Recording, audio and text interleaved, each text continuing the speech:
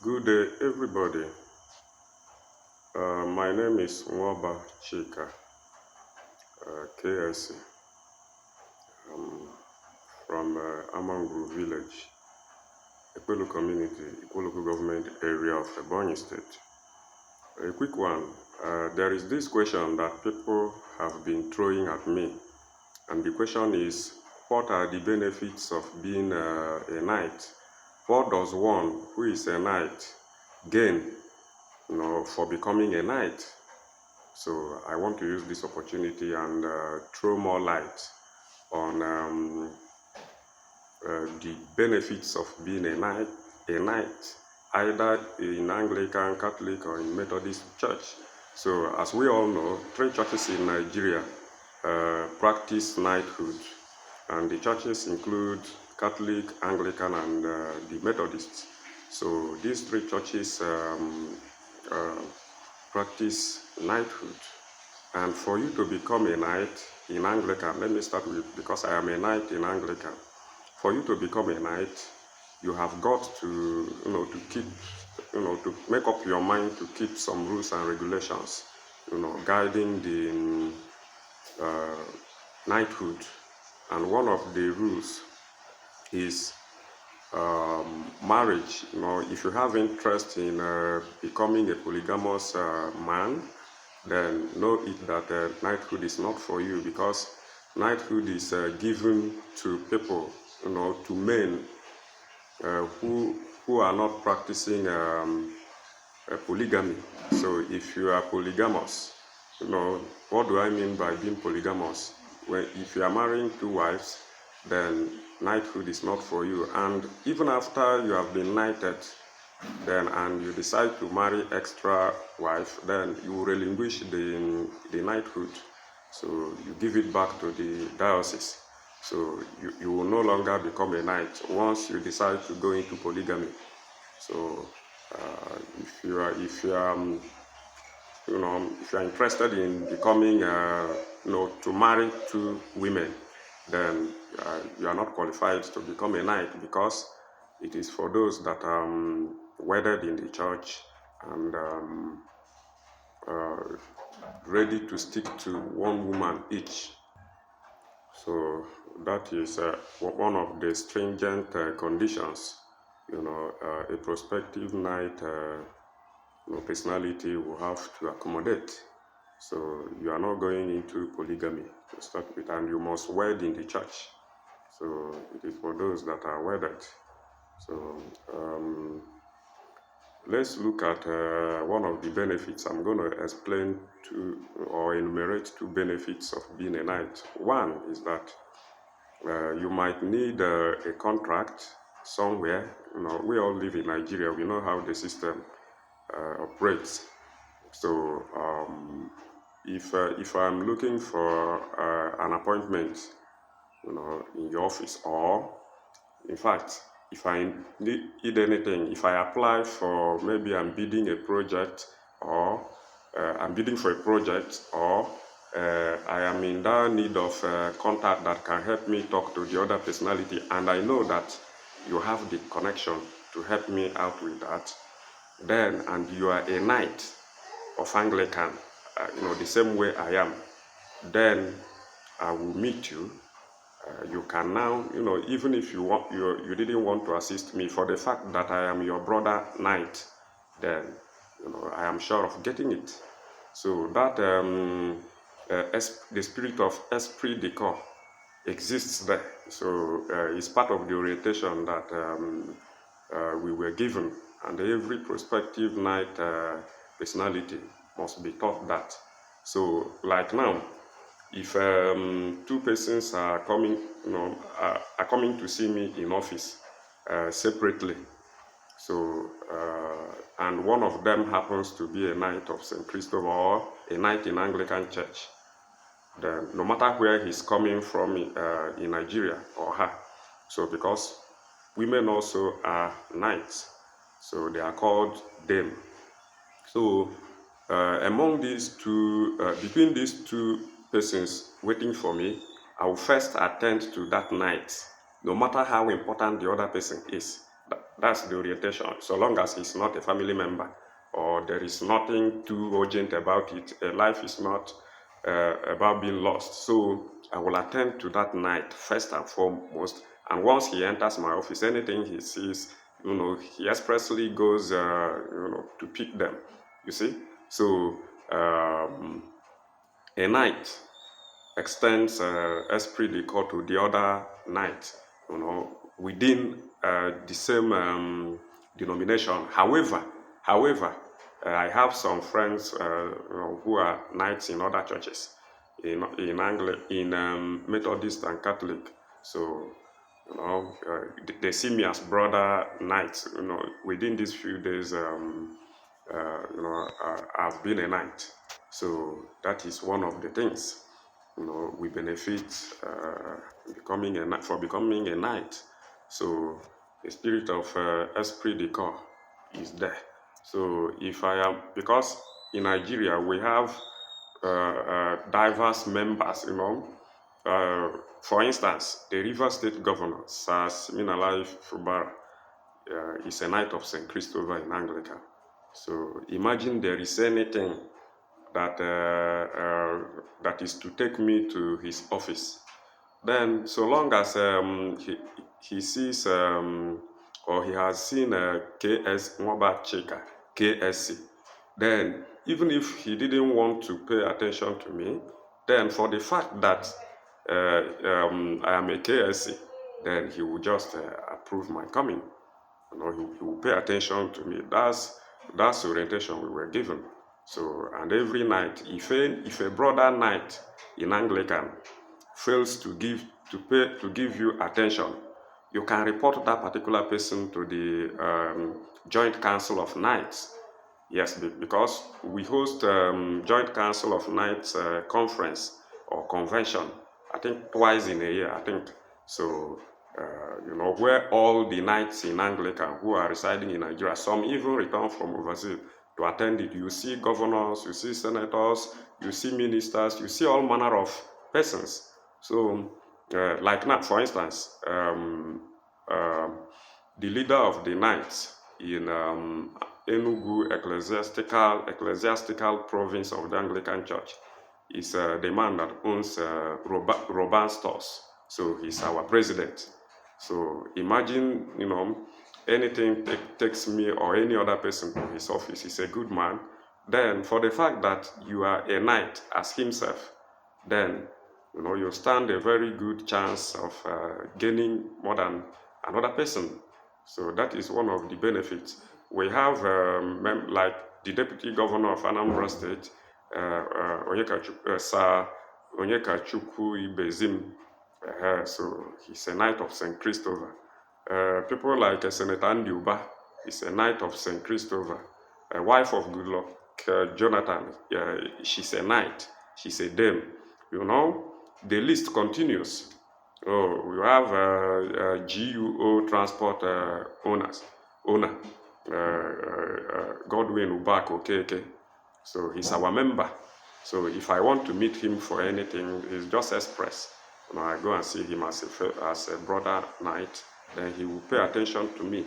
And if any other knight member, any other knighthood member, comes to me, maybe to inquire or to have contact of someone else I know, and it is express, I won't deny that person. So this is one among the benefits of being a knight. So when next you see a knight, and that is why some people say knighthood is a occult group. Anything that is limited to a certain class of persons, then people see that thing to be a kind of, do I call it devilish? No, a kind of having secret bond within, secret agenda. You see it. It is because it is not thrown open, for any kind of person to become a member, to become a knight. Then something must get out of your pocket. So it's not easy. But that doesn't mean that it is sold. So long as you have money, you become a knight. No, yeah, no. Some of us who are knights today, don't have much money, but our personalities, qualified us to become knights. So they look at the bishop looks at your personality first. He looks at your personality first. Number two, he looks at your what is your dedication to the church in your local church. So for me, I carried out a project at the Ekpelo Archdeaconry, church. So no matter how small that project was, I think I was the first to do that. So I carried it out, and the church appreciated it. Now they check what relevance you hold before you can be nominated. And if anyone petitions, submits a petition against you, saying that maybe you are still serving your terms of being ex-convict, or you are maybe you belong to a cult or a secret society, if there is proof to that, then you will no longer become knight. That's how it is done. I think somewhere, I've forgotten the diocese, it is happening currently. 14 out of 20-something number of persons, or 30, that were enlisted, for decoration as knights in Anglican. Then 14 of them weren't decorated. They weren't invested into the knighthood because petitions were brought against them. And those that brought the petitions, were able to substantiate their claims against them. And the bishop, removed them. So that's how it is. Once there is a proven case of you being a secret society member, you are no longer a knight. It is as simple as that. And a time frame is given, and the names of those to be so knighted are pasted. So if you have any petition against them, you can forward such petitions. Then the diocese will now look at it, and if you are able to prove the case substantially, so such persons or a person cannot be knighted. So that's how it is. So why I'm explaining this is, some people are very skeptical, or some people don't know what being a knight is. Some call it occult, devilish, do this, that. But it is not actually so. It's not actually so. You see, assuming now, for instance, that I decide to form an association, membership of which is very hard to join. Then some people will now start seeing it as having a very secret agenda. You see, so long as I didn't or I don't throw open membership, the club, anybody can join. So they will see it. People will see it as being an occult platform, an occultic platform. So that's how it is. That's how it is. I'm not trying to defend, I'm not saying that there are no secret society members in the knighthood, but what I'm trying to say is that knighthood itself is not secret society. You could belong to a secret society somewhere, and you will be given oath in the church. If you are a member of any secret society, you are given time to renounce it.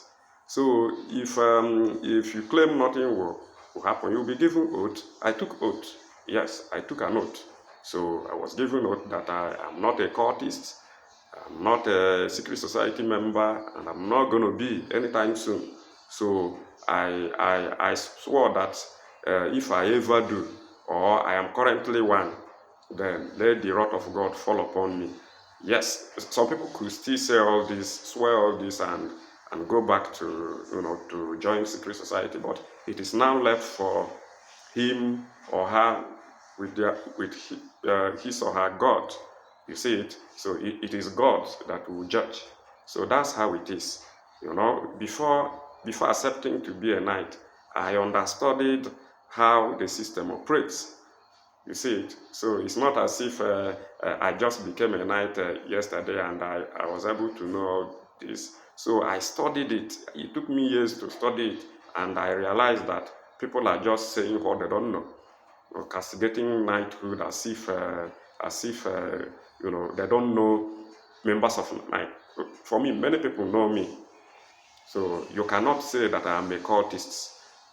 You cannot. I am not a cultist, and I'm not going to be. I am not a secret society member. I'm not diabolic, and I am not going to be. But for some people who don't know me, we say, this one has joined secret society for the fact that I am a knight. So that's the misconception, many hold against knighthood. Call it Methodist, Anglican, or Catholic. So that's the point I want to make using this video. Knighthood is not a secret society, but if you think it is secret society, so be it. So be it. You are not God to judge. So be it. But I am telling you that in Anglican Church, it is not a secret society. It is a very revered apostolic organization in the church. Apostolic in the sense that you must all the activities of knighthood revolve around tenets of Anglican mission. So there is nothing we do outside the tenets of Anglican mission. So that is what it is. So if you still believe that knighthood is a secret cult, a secret cult stuff, it is up to you. I cannot dissuade you from believing whatever you want to believe. You can believe whatever you want to believe, but I am inside it, and I tell you, if you have any proof against me that I am a cultist or a society person, just bring it, come out and say it, and show me proof. So it's as simple as that. So that's what knighthood is. Like I said earlier, I am not disproving that some knights might be secret cult members or so, but if anybody brings a petition against them, and such a person is ready to substantiate his or her claim, then that person will be derobed. That person will no longer become a knight. It's as simple as that. Even if the person has been knighted already, so he or she is going to be derobed, be unknighted. So that's how it is in Anglican Church, and I believe that's how it is in the other two churches that practice knighthood as Anglican. So that is my point. Then there are many other benefits of knighthood, though, but at this point, I will have to end it here. Maybe in subsequent videos, I can now unveil other benefits. Thank you so much. I am Nwoba Chika Nwoba, Knight of St. Christopher. Thank you so much. Help me share if you can.